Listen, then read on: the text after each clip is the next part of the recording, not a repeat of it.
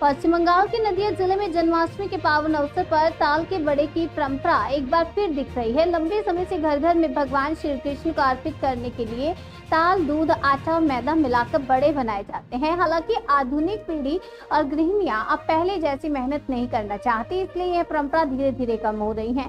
इसके बावजूद जन्माष्टमी पर ताल के बड़े की मांग कम नहीं हुई है। कृष्ण नगर, रानाघाट, शांतिपुर और कल्याणी सहित नदिया जिले की मिठाई दुकानों पर ताल के बड़े की बिक्री जोरों पर है। ग्राहक इनकी खूब खरीदारी कर रहे हैं और दुकानदार भी अच्छी कमाई कर रहे हैं। जन्माष्टमी पर ताल के बड़े भगवान श्री कृष्ण को अर्पित करने की परंपरा आज भी कायम है।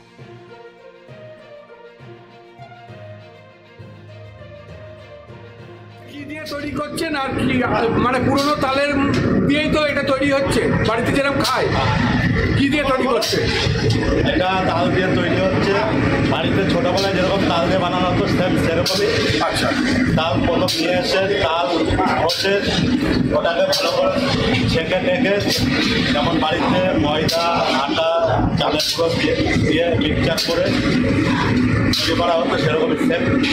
কিন্তু অনেকে দেখছি যে তাল বড়া রসের করছে, আর কি দুটোই পাওয়া যাচ্ছে, যেটা কেউ রসের ভালোবাসে, কেউ ভাজা ভালোবাসে। শুধু ভাজা তুলে দিয়ে দিচ্ছে, আবার অনেকটা রসও করে দিচ্ছে। যেটা ভালো। এটা কি এই বছর না এরকম করে এখন কন্টিনিউ চলছে। কতদিন ধরে চলছে? এখন তো 5-6 বছর ধরে চলছে এটা। আর প্রত্যেক জন্মাষ্টমীতে এটা হয়। কি নাম তোমার? অমিত হালদার। কতদিন ধরে কাজ করছে এখানে?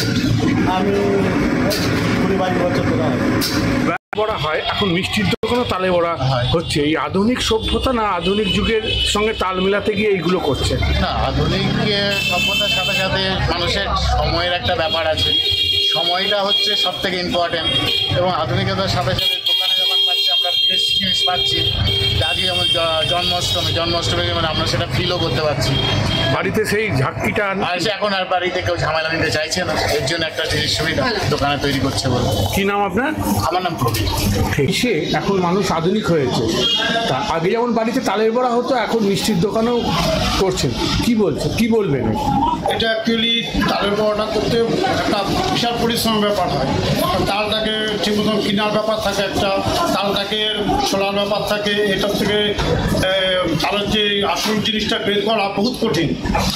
আজকালকার সব মায়েরা বা করতো আগে আমাদের মায়েরা, এখন যারা আসছে ওরা এই জিনিসটাকে ধরতে চায় না হাতে, গন্ধ একটা এরকম ভাব চলে আসে। কিন্তু খাওয়ার জন্য ওরা কিন্তু এই কারণে আমরা আস্তে আস্তে দেখলাম এটা করে বাজার থেকে নিচ্ছে, বাজার লোক সবাই নিয়ে যাচ্ছে। সব মেয়েরা বলছে না ভালো বাইরে করতে হবে না, নিয়ে আসছে, অল্প করে নিয়ে আসছে, আমাদের হয়ে এরকম। এর জন্য দেখছি ইদানিং তালের বড়ার উপরে কোনো ঝোঁক উঠেছে। এই বাড়িতে যে তালের বড়া, আর এটা তো আপনাদের একই মত প্রসেস। এক হলো বাড়িতে করলে যেভাবে একটা সৌন্দর্য একটা আমাদের তো হাবক চলে, আমরা সেই সৌন্দর্যটা অ্যাভেলেবেল রাখতে পারি না।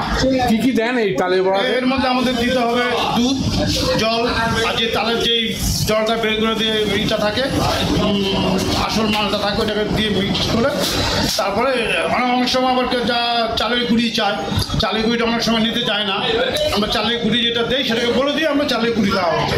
আর দু রকম রেখেছেন দেখলাম। হ্যাঁ, দু রকম রাখি, একটা হচ্ছে শুকনো, একটা হচ্ছে রসে।